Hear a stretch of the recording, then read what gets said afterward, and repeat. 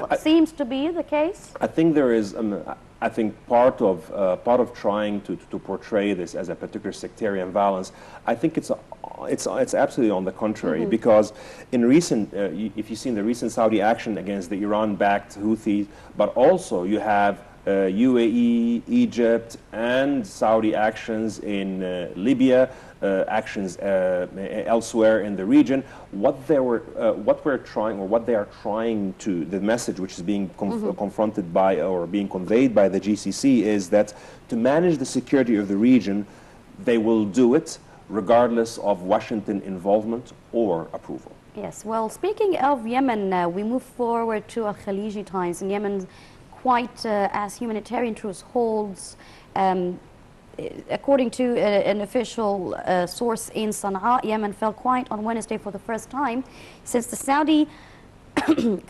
coalition launched airstrikes against Iran-backed rebels on March 26 as a humanitarian truce appeared to be holding.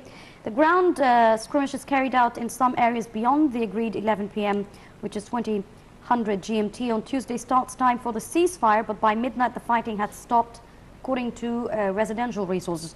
At dawn, the rebels fired some ground-to-air missiles when the coalition reconnaissance planes flew over the capital, but the air defense fire lasted only briefly. Now, it seems to be that there has been a lot of pressure on the Saudi-led coalition to hold fire because the humanitarian crisis is getting more dangerous and spreading, and it's fearful of what could the future of these Yemeni citizens who exceed 20 million, I believe. Correct. What's going to happen to them now? But the ongoing war is still there. I mean, we still have Houthis who are determined to continue their war, and we still, have Saudi Arabia and their allies trying to push them off the borders and probably off the legitimate government upon the call of exiled President Mansour Hadi. So, how do you evaluate this this hold of fire? To start with, speaking on a tactical level, I don't believe that this ceasefire will hold for another 24 hours. There has already been skirmishes starting this morning with allegation that there is shelling by the Houthi official near the city of Taiz. There's also an allegation that the Houthis are trying to make advances to Aden. There has been airstrikes by the Saudi forces this morning, which has disrupted also this particular truce or this particular ceasefire. I believe that, as you have rightly pointed out, there is a humanitarian crisis which is brewing.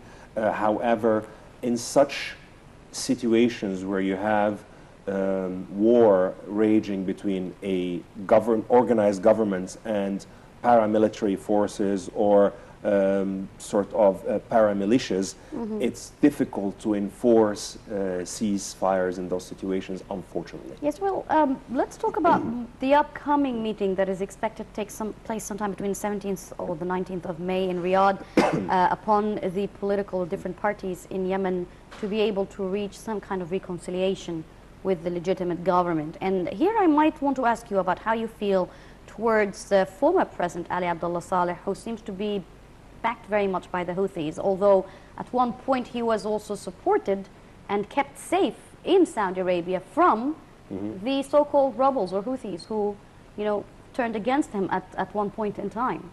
What we're seeing here is that we're seeing that forces loyal to the ousted President Ali Abdullah Saleh, they have for weeks been fighting forces loyal to the nation internationally recognized president. So in the recent bombing of the former President Ali Abdullah Saleh house, he has been vocally speaking in a particular different tone. So what we are really seeing here is multiple forces on the ground.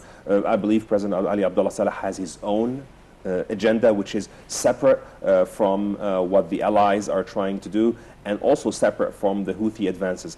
On a tactical level, many military strategists, they see that while the Houthi advance are totally destabilizing, they have no hope of getting a control stance over Yemen. However, they will force this particular situation to linger, this humanitarian crisis to be more dire, and that might get them to force some terms on the back of this.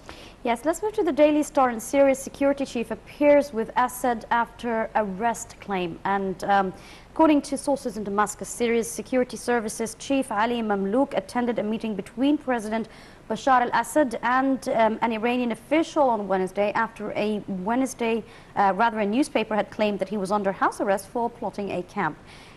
Sana news agency came after Britain's Telegraph newspaper said that the top regime official had been sidelined. Now, there have been a lot of talks and rumors about what is actually happening inside the presidential palace in Syria and where does President Bashar al-Assad lie now. But we do know the strong role that Iran is playing, not only Iran but also Russia is playing in Syria. How long will this ongoing conflict go between Iran, Russia and the United States versus Saudi Arabia as well? Because again, we see another situation with different interests. The interests of Saudi Arabia, for instance, and the United States here concerning Syria is unlike what's happening in Yemen. They don't want the legitimate government to stay. Correct. So what do you have to say about that? In strict military terms, there isn't yet any direct threat on strategically essential territories controlled by Syrian President Bashar al-Assad. I think Iran has been solidifying its role as the key ally to Syria because they do have interest in Syria. But however, Iran has made plans to keep this interest further even after whether Syria has Bashar al-Assad or not. Yes. So what we're seeing is the continuation of this particular war by proxy, which would bring us to the earlier topic of this stance might change should the framework agreement on Iran nuclear activity come into effect. Yes.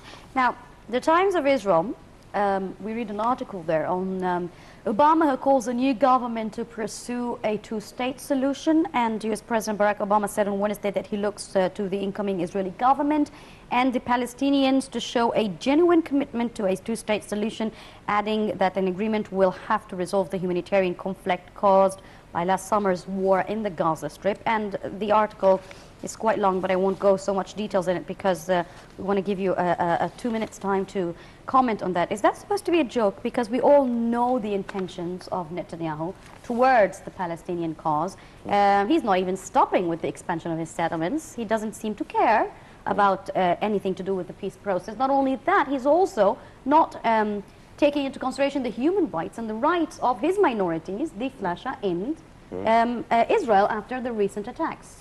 I would not only say it's a joke, but it's a very old joke because none of these are any new ideas. I mean, those ideas have been around since 1937, since the Peel Committee. We're talking about the Israel and Palestine have long recognized and agreed on the details of the two-state solution, going back to the borders to the pre-1967. All this is old news. Every single president in the policy making of the U.S. since 2002 have came in and pressed for the two-state solution, come and gone, and this is not going to happen because there isn't the will for this to happen. As you have rightly said, on the Israeli side, they're continuing to build settlements. They are reluctant to accept the terms which have been agreed since 1937. Unfortunately, this is a situation which is destined to drag. Yes, well, Dr. Mohammed Fouad, political and economic expert, thank you very much. Always a pleasure to have you joining us with your insight on our program. And that brings us to the end of our episode of our program, The World Today. Thank you very much for watching. I'm Yasmin Bakir, signing off.